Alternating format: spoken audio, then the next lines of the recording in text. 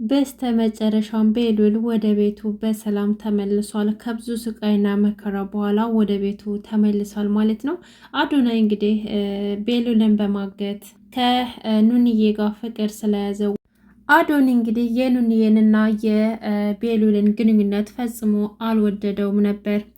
ኑንያትን ስለሚወዳት ቤሉል ደግሞ ሲቀርባት በጣም ተናዶና ቀንቶ ነበርና ቤሉልን በማገት ሲያሰቃየው ነበረ። እናም ኑንያት ጋር መቶ እስከ ዘላለሙ ከኔ ጋር ማትቀጥይ ከሆነ ህይወትሽን ከዚህ በኋላ ከኔ ጋር ማትኖሪ ከሆነና የኔ ብቻ እማትሆኝ ከሆነ ቤሉልን እጎዳዋለሁ፣ ካሁን በኋላ አይኑን አታዩም እያለም ሲዝትባት ነበረ። ኑንዬ ደግሞ በጣም ተጨንቃ ነበር። እንግዲህ ሁላችንም እንደምታውቁት ቤሉል ኑንዬን ሆስፒታል በመውሰድ ነፃ እንደሆነች አረጋግጦላት ይሄ ሁሉ ነገር እንድታልፍ ያደረጋት እሱ ነው። ነገር ግን አዶኒ በጣም ራስ ወዳድና የኔ ብቻ ይሁን የሚል አይነት ሰው ነው። ምንም እንኳን ኑንዬን ቢወዳትም ግን ደግሞ የአዶኒ ፍቅር በጣም ራስ ወዳድ የተሞላበት ነበረ። ቤሉል ምንም እንኳን እዛ ችግር ውስጥ እንዳለች እያወቀ በኤችአይቪ ህመምተኛ ናት ተብላ እንኳን እንደዛ ሙና ሊተዋት አልቻለም። ምክንያቱም በጣም ስለሚያፈቅራት አሁን ላይ ነፃ እንድትሆን የሚያደረጋት እሱ ነው። በዛ በተባለው ነገር በህመሟ ምክንያት ራሷን ጠልታ ራሷን እስከ መጉዳት ድረስ የደረሰች ኑንያት ደስታዋን አጣጥማ ሳትጨርስ የቤሉል መታገት ሲመጣ እጅጉን አዝና ነበር። በጣም ተሰብራ ነበር። የምታደርገው ግራ እስከሚገባ ድረስ አጎታቸው ናሆምም በአንቺ ምክንያት ነው የታገተው፣ አንቺም እዚህ ነገር ውስጥ ትሆኝበታለች ሲላት ነበረ በባለፈው ክፍልና የተፈጠረው ነገር ሁላ ግራ ገብቷት ተጨንቃም ስታለቅስ ነበረ። ዛሬ ግን አዶናይ በመምጣት ሲያስፈራራት ሲዘትባት አይተናል። የኔ ማቶኝ ከሆነ በፍጹም አይኑን ልታዩዋትችም። ስለዚህ አሁኑ ቃልሽን ስጭኝ፣ የኔ እንደምትሆኝና እድሜ ዘላለምሽን ከኔ ጋር እንደምትኖሪ ንገሪኝ እያለ ቃሏን ተቀብሏታል ማለት ነው። ቢሆንም ግን በስተ መጨረሻም ቤሉልን አስለቅቆታል ማለት ነው። ግን በጣም እያለቀሰች ነበረ።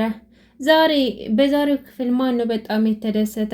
ምክንያቱም ደግሞ መሲና ቴዲ አብረው በመሆናቸው መሲም ከቴዲ ፍቅር እያያዛት ነው። ምንም እንኳን መጥፎ ሰው እንደሆነ ብታቅም ግን ከሱ ጋር ስትሆን ደስተኛ ናት። ቴዲም በጣም ይወዳታል። እናም ሄለን ቀጥራው ነበረ ስለ ቤሉል ልታናገረው።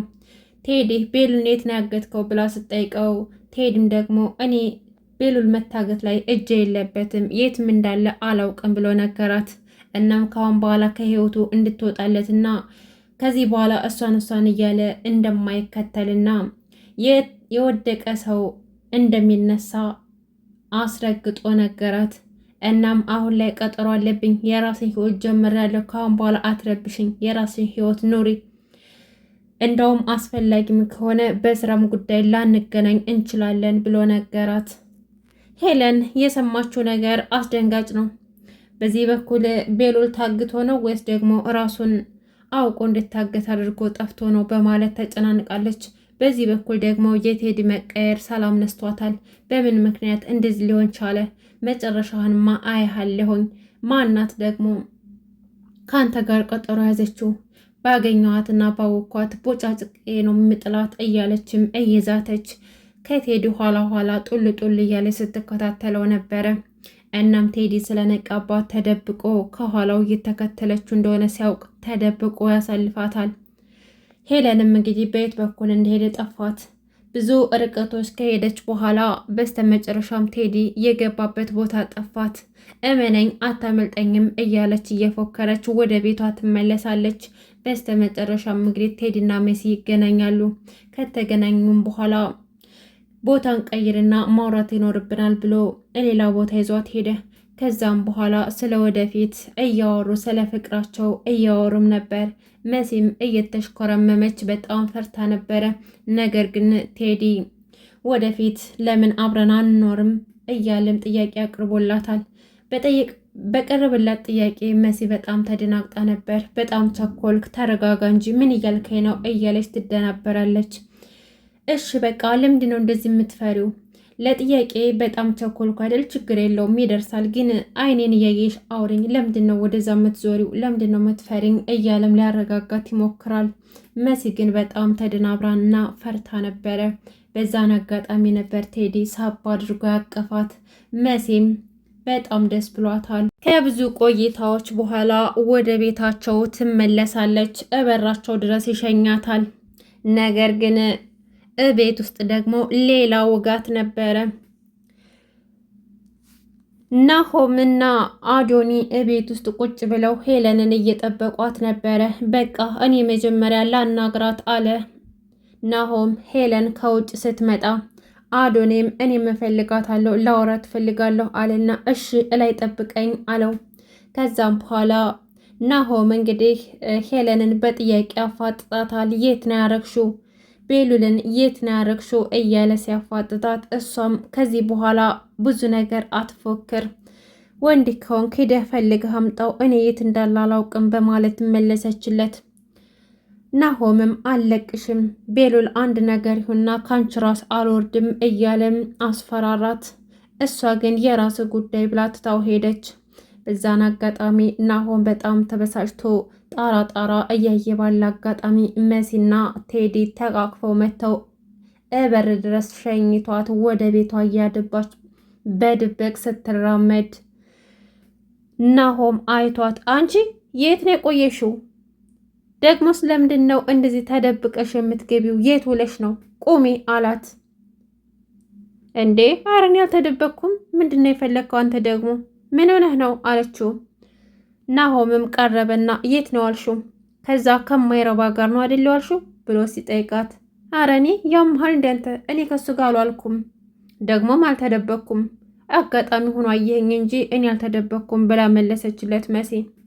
ናሆምም በጣም ተናደድና ስሚ እኔን የምትሸውጅኝ ይመስልሻል እንዴ?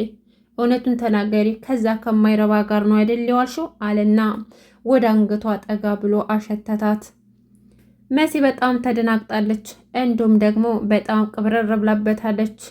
ናሆምም የመሲ ሁኔታ በጣም እልህ እያስገባው ይገኛል። ከልህም አልፎ እንግዲህ ወደ ፍቅርም እየጎተተው ይገኛል። እሷም ደግሞ በጣም በድፋርነት ስትመልስለት ነበረ። ስሚ አንቺ በህይወቴ እንዳንቺ እንደዚህ ያናገረች ሴት የለችም፣ አንቺ ብቻ ነሽ። ይሄንን ውበት አይቼ አሳልፌ ለሌላ ሰው የምሰጠው ምን የጅል ይመስልሻል?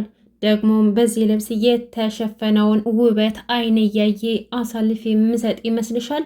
ጅል ነሽ እንዴ አላት። ሰውዬ ምን እያልክ ነው? አሁን ወደዛ ዞር በልልኝ፣ ልሄድበት ደክሞኛል አለችው። ከዛም በኋላ ናሆ በጣም ተጠግቶ እያናገራት እያለ አሳልፌ አልሰጥሽም እያለ ሲፎክር ድንገት መሲ ትነሳና በጥፊ ታጠናግረዋለች። ከዛም በኋላ በጣም ደንግጦ ነበረ። እናቷ ትመጣና እንዴ ልጅ ምን ሆነሽ ነው አለች።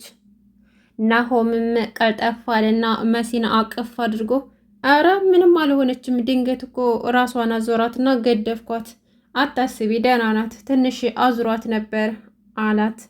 የመሲም እናት እንዴ ልጅ እኔ ልታመምልሽ ስራዬን እያየሁ እኮ አንቺን ረሳሁሽ አይደለ?